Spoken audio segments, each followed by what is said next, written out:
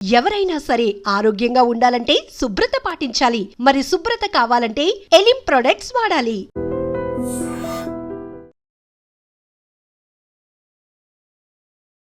నమస్కారం, నా పేరు జ్యోతిర్మయి. ఈ రోజు మనం డిస్కస్ చేసుకోబోయే టాపిక్ డయాబెటీస్ ఉన్న వాళ్ళు మిల్లెట్స్ తినడం.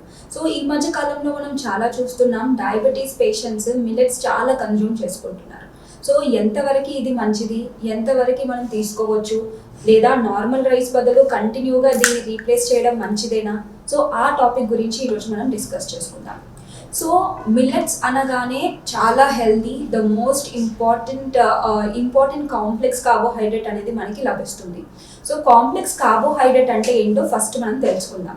కాంప్లెక్స్ కార్బోహైడ్రేట్ అంటే జనరలీ మనకి ఏదైతే కార్బోహైడ్రేట్స్ తీసుకుంటామో, ఏదైతే ఫుడ్లో మనకి గ్లైసెమిక్ ఇండెక్స్ అంటారు, గ్లైసెమిక్ ఇండెక్స్ అనేది తక్కువగా ఉంటుంది. అంటే దాదాపు మనం మిల్లెట్స్ ఏవి తీసుకున్నా కానీ లో గ్లైసెమిక్ ఇండెక్స్ కిందికే వస్తాయి. అంటే లో అంటే 55 కన్నా తక్కువ ఉండేదాన్ని మనం లో గ్లైసెమిక్ ఇండెక్స్ ఫుడ్స్ అంటాం. సో మిల్లెట్స్ అనేవి మనకి లో గ్లైసెమిక్ ఇండెక్స్ ఫుడ్స్ కిందకి వస్తాయి. దాని తోడుగా మనకి ఫైబర్ కంటెంట్ అంటే పీచు పదార్థం అనేది ఎక్కువగా ఉంటుంది. దీంతో పాటు వైటమిన్స్, మినరల్స్, ఇంకా ఇతర న్యూట్రియంట్స్ అనేవి ఈ మిల్లెట్స్లో ఎక్కువగా ఉంటాయి. అందుకే చాలా మంది మిల్లెట్స్కి ఎక్కువ ఇంపార్టెన్స్ అనేది ఇస్తూ ఉంటారు. మరి వైట్ రైస్ అనేది హెల్దీయా? సో వైట్ రైస్ అనేది ద ప్రాసెస్డ్ రైస్ అని అంటాం. ఇందులో గ్లైసెమిక్ ఇండెక్స్ అనేది చాలా ఎక్కువగా ఉంటుంది. వైట్ రైస్లో మీరు ఏ వైట్ రైస్ తీసుకున్నా, సింగిల్ పాలిష్ కానీ డబుల్ పాలిష్ కానీ ఏది తీసుకున్నా కానీ దాని గ్లైసెమిక్ ఇండెక్స్ 77 అండ్ అబవ్ ఉంటుంది అనమాట. సో ఇలా గ్లైసెమిక్ ఇండెక్స్ ఎందుకు మనం చూసి తీసుకోవాలి అంటే, ఒకటి, ఎప్పుడైతే గ్లైసెమిక్ ఇండెక్స్ అనేది తక్కువగా ఉంటుందో షుగర్ లెవెల్స్ అనేది వెంటనే స్పైక్ అవుతాయి. సో వెంటనే షుగర్ లెవెల్స్ స్పైక్ అవుతే మీ బ్లడ్ షుగర్ లెవెల్స్ అనేవి ఎక్కువగా చూపిస్తాయి.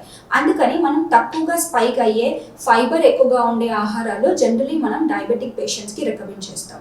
సో డయాబెటీస్ పేషెంట్ లో గ్లైసెమిక్ ఇండెక్స్ ఉన్న ఆహారాలు తీసుకోవడం వల్ల వాళ్ళ షుగర్ లెవెల్స్ అనేది మెయింటైన్ అవుతుంది. కానీ ఈ మిల్లెట్స్ అనేవి మనం రెగ్యులర్గా తీసుకోవచ్చా? ఎస్, రెగ్యులర్గా తీసుకోవచ్చు, కానీ కంటిన్యూగా ఇది మాత్రం తీసుకోవద్దు. కావాలంటే మీరు కొన్ని రోజులు వైట్ రైస్ అంటే 1 డే వైట్ రైస్, 1 డే మిల్లెట్స్లోనే మనకి ఇంకా డిఫరెంట్ రకాలు అనేవి ఉంటాయి అన్నమాట. ఈ వెరైటీస్ ఆఫ్ మిల్లెట్స్ని మనం డైట్లో ఇంట్రడ్యూస్ చేసుకోవచ్చు.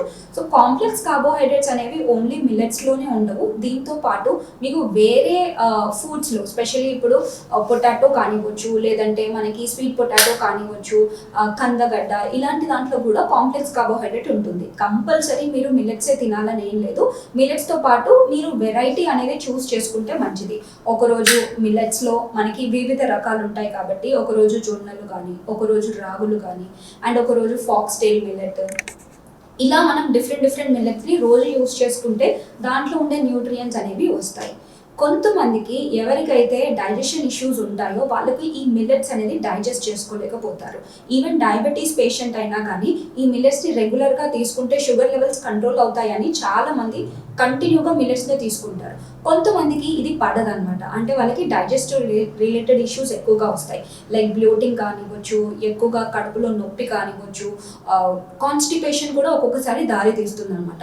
సో చాలామంది ఇంకా చేసే పొరపాటు ఏంటంటే, complex carbohydrate like your millets ఎక్కువగా తీసుకుంటున్నారు, బట్ మీరు బాడీకి కావాల్సిన ఎనఫ్ వాటర్ అనేది మీరు ఇవ్వట్లేదు. అలా ఇవ్వట్లేదు అనుకోండి, ఏమవుతుందంటే మీకు కాన్స్టిపేషన్ రిలేటెడ్ సమస్యలు వస్తాయి. డెఫినెట్లీ మీకు పెయిన్, కడుపులో నొప్పి, ఇలాంటివన్నీ మనకి అరైజ్ అవుతాయి అన్నమాట. సో డయాబెటీస్ పేషెంట్ ఓన్లీ మిల్లెట్సే స్టిక్ అవ్వకుండా మీరు ఒక బ్యాలెన్స్డ్ మీల్ ప్లేట్ కనుక మీరు తీసుకున్నట్టు అయితే బాగా బెటర్ ఉంటుంది.